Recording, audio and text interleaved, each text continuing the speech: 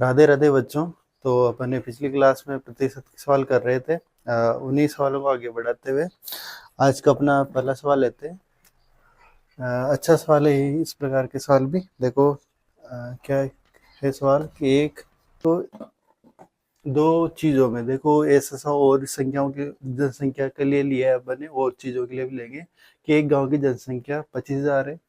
यदि पुरुषों की संख्या भी 25,000 है, पुरुष भी है, महिलाएं भी है, तो पुरुषों की संख्या में तो 13% की वृद्धि हो रही है तथा महिलाओं की संख्या में 8% की वृद्धि हो रही है।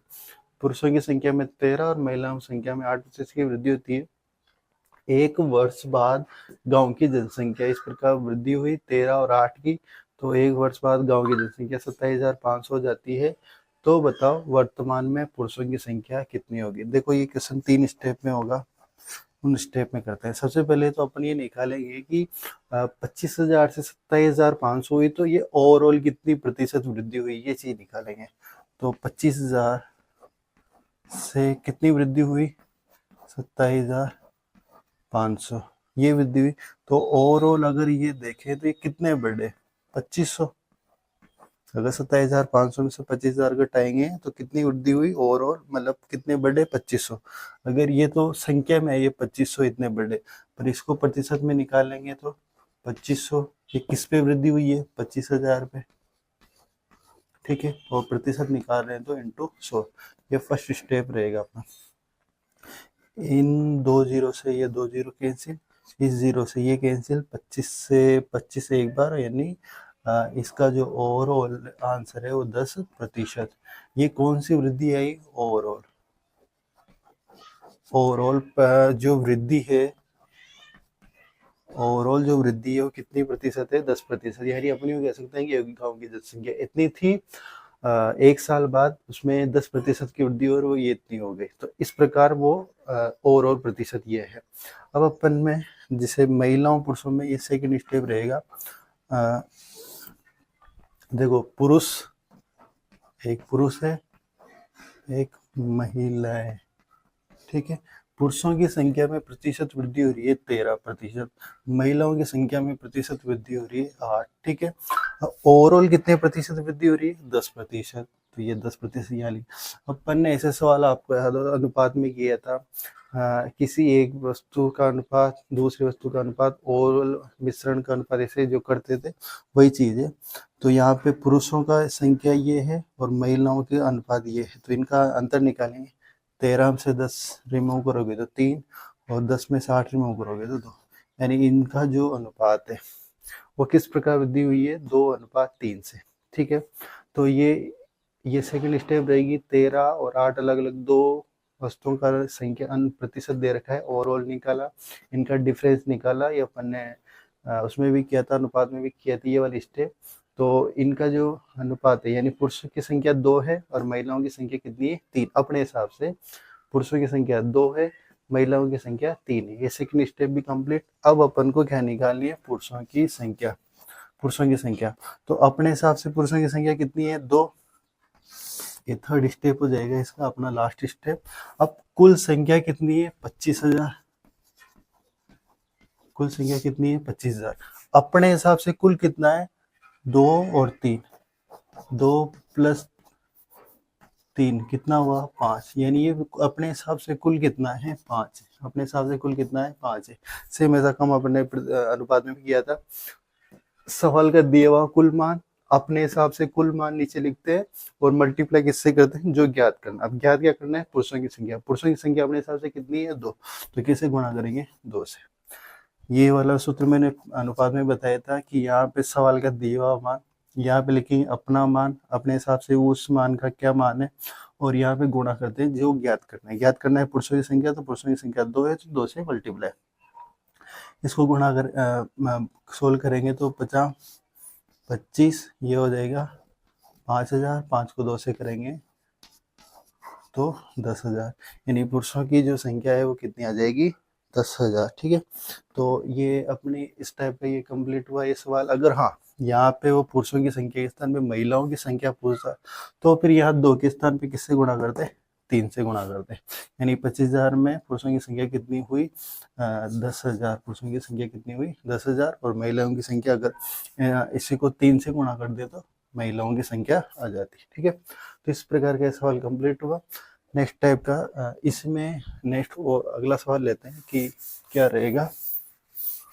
अगला वाला जो सवाल रहेगा इस प्रकार पूरा थ्योरी नहीं लिखेंगे, अपन बस जो डाटा है उसको लिखेंगे। इसी प्रकार का सवाल लेंगे।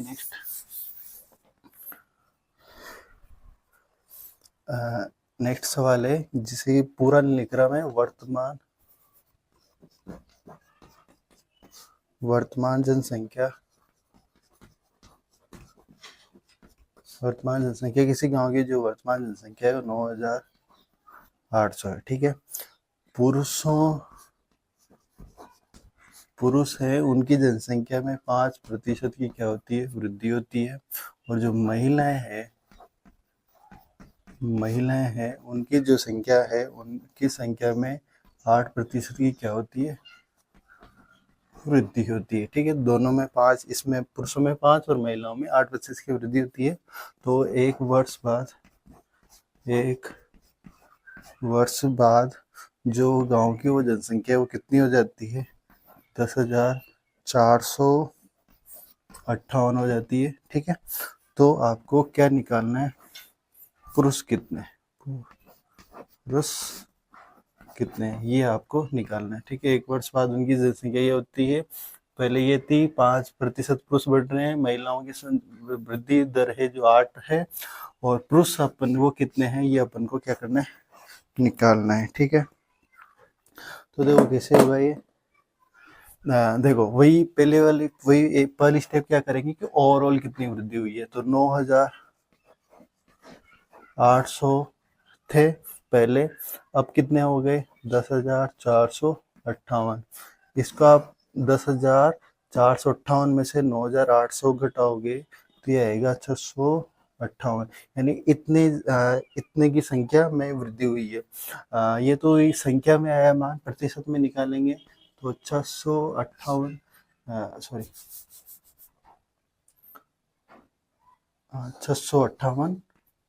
658 और ये किस पे वृद्धि हुई है, 9,800 पे। तो 9,800 पे वृद्धि हुई है और इंटू 100। ठीक है, प्रतिशत निकालें तो इंटू 100 करेंगे, 2 जीरो से 2 जीरो कैंसिल। इसको सोल्व करेंगे तो ये 2 से काट दें, इसको 58 को काटोगे तो 2 4 बार और 1 2 9 49, और ये काटेंगे 3 4 और 9। ठीक है, इसको और अपन सोल्व करेंगे तो ये जो वैल्यू आ जाएगी 7 से काट देंगे, 7 चौक 28। ठीक है, 28 और फिर बचेंगे मतलब यहाँ पे 4, तो 49 हो जाएंगे, 7 7 49, और ये हो जाएगा 7 बार। और यहाँ सॉरी मैं गलत करना, 7 चौक 28, 47/7 ये जो संख्या आएगी। मतलब ओवरऑल प्रतिशत में जो ये वृद्धि हुई है, तो ये तो फर्स्ट स्टेप हो गई, तो यानी 47/7 की ओवरऑल प्रतिशत वृद्धि हुई है। सेकंड स्टेप जो अपन करें, सेकंड स्टेप क्या होता था, इनका अंतर निकालना। तो मैं पुरुषों की जो संख्या है, पुरुष और ये है महिलाएं हैं जो 8% से बढ़ रही है, और पुरुष है जो 5% से बढ़ रहे हैं। ठीक है, 5% से बढ़ रहे हैं। वो जो ओवरऑल वृद्धि है वो 47/7। पहले वाले सवाल में यहाँ पे एकदम पूर्णांक वैल्यू आ गई थी, घटा दिया था अपन ने आराम से, परंतु यहाँ 47/7 यानी 5 में से इसको घटाना होगा, 8 में से इसको घटाना होगा, तो वो एक अलग वैल्यू आएगी। मतलब ये अगर 7 नीचे नहीं होता तो काम आसान हो जाता। तो अपन क्या करें, ये 7 नहीं होना चाहिए, तो 7 हटाने के लिए क्या करें, इस पूरे को किससे गुणा कर दें, 7 से। इसको भी 7 से गुणा कर दें, इसको भी 7 से गुणा कर दें। जैसे गुणा करेंगे तो ये जो नीचे 7 ये हट जाएगा। तो अब अपना जो नया मान है ये हो जाएगा 35, ये हो जाएगा 56, और इसको 7 से मल्टीपल, 7 से 7 कैंसिल, तो यहाँ कितना आ गया, 47, या कितना जाएगा 47। तो अब इसको घटाओगे तो 56, 7 का अंतर आ जाएगा कितना 9, और 35 और 47 का अंतर हो जाएगा 12, 35 और 47 का अंतर हो जाएगा 12। तो ये जो मतलब पुरुषों की संख्या कितनी है 9 अपने हिसाब से, और महिलाओं की संख्या कितनी है 12। ये अनुपात है तो अनुपात को इसको और सरल कर सकते हैं, 9 और 12 को 3 से काट देंगे 3 बार, और 12 को काट देंगे 4 बार। तो यानी अपने हिसाब से पुरुषों की संख्या 3 है, महिलाओं की संख्या 4 है। अगर अपन इसको, ये जो अपनी सेकंड स्टेप थी वो भी कंप्लीट हुई, अंतर अनुपात निकल गया। अब अपन को निकालने पुरुषों की संख्या। पुरुषों की संख्या वही थर्ड स्टेप में, कैसे निकालेंगे? कुल संख्या कितनी है 9800। अपने हिसाब से कुल कितना है 3 और 4, इनका योग कितना होगा 7। ये 3 7 कहाँ से है? 3 प्लस 4 का योग है, ठीक है। 3 कौन है? पुरुष है, महिलाएं कितनी है 4 है, तो इनका योग 3 प्लस 4 का योग 7, ठीक है। अब अपन को निकालना क्या है पुरुष, तो पुरुषों की संख्या अपने हिसाब से कितनी है 3, तो इसको किससे मल्टीप्लाई कर देंगे 3 से, ठीक है। बस आंसर अपना हो जाएगा। तो ये हो जाएगा 7 तिकम 7, 2 बचेंगे, 7 चौक 28, 0 1400 इंटू 3, 42, तो 4200, यानी 9800 से पुरुषों की संख्या कितनी है 4200 है। और अगर यही पुरुषों की संख्या पूछे तो ये आपका क्या हो जाएगा आंसर। अगर वो महिलाओं की संख्या पूछता तो फिर अपन इस 3 के स्थान पे किससे मल्टीप्लाई करते? 4 से मल्टीप्लाई करते। तो इस टाइप के अपन ये 2 सवाल लिए। एक और सवाल ले रहे हैं जो जनसंख्या का नहीं है, दूसरा लेते हैं, पर इसी टाइप का होगा, वो भी नेक्स्ट टाइप का लेते हैं।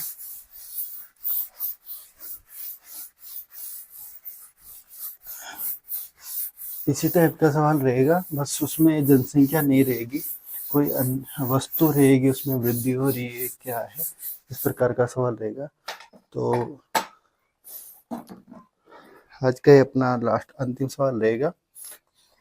क्वेश्चन है कि 5, देखो क्या सवाल है कि 5 गायों तथा 4 घोड़ों का वर्तमान मूल्य कितना है 80,000 है। यदि एक घोड़े के मूल्य में 10% की वृद्धि होती है और गाय के मूल्य में कितने प्रतिशत की वृद्धि होती है? 20% की क्या होती है? वृद्धि होती है। तो 1 वर्ष बाद उन दोनों का जो कुल मूल्य है 80,000 रुपये था, तो वो मूल्य वृद्धि होकर कितना हो गया 90,400 रुपये हो जाता है कुल मूल्य। तो बताओ कि एक घोड़े का वर्तमान मूल्य कितना होगा? ये अपन को क्या करना होगा? निकालना होगा। कैसे निकालेंगे? फर्स्ट स्टेप में ओवरऑल कितना निकला है, वृद्धि हुई है, तो 80,000 थे, मूल्य 80,000 था टोटल मूल्य। 1 वर्ष बाद कितना हो गया 90,400। तो ओवरऑल जो वृद्धि है ये कितनी हुई 10,400 की, मतलब उतना मूल्य वृद्धि हुआ है।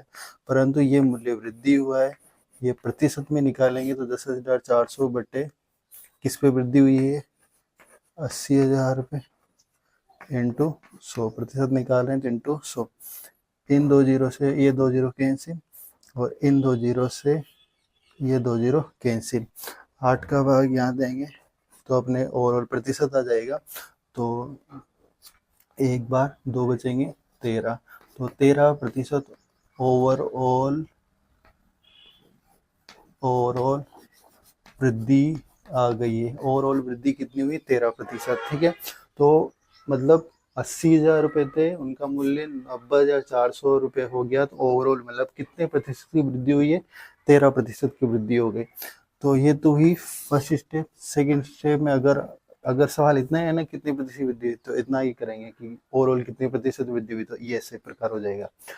परंतु अब आगे पूछ रहे हैं वो एक घोड़े का वर्तमान मूल्य, तो ये ओवरऑल प्रतिशत वृद्धि है। अब यहाँ पे एक तो घोड़े हैं, एक है गाय है, तो घोड़ों के जो मूल्य है उसमें वृद्धि हो रही है 10% की, ठीक है। गाय के मूल्य में वृद्धि हो रही है 20% की, ठीक है। ओवरऑल जो वृद्धि हो रही है वो 13% हो रही है। कितनी प्रतिशत? 13। इनका जो डिफरेंस है 20 और 13 का डिफरेंस है 7, और 10 और 13 का डिफरेंस है 3 का, ठीक है। इसका मतलब अपने हिसाब से घोड़े 7 हैं और अपने हिसाब से गायें कितनी है, 3 है। ये थे सेकंड स्टेप भी हो गई।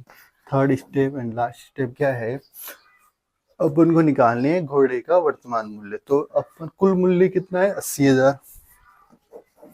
80,000 अपने हिसाब से कुल कितना है मूल्य है, मतलब घोड़े का मूल्य अपने हिसाब से 7 है, गाय का मूल्य 3 है, तो अपने हिसाब से कुल मूल्य कितना है, 10 है।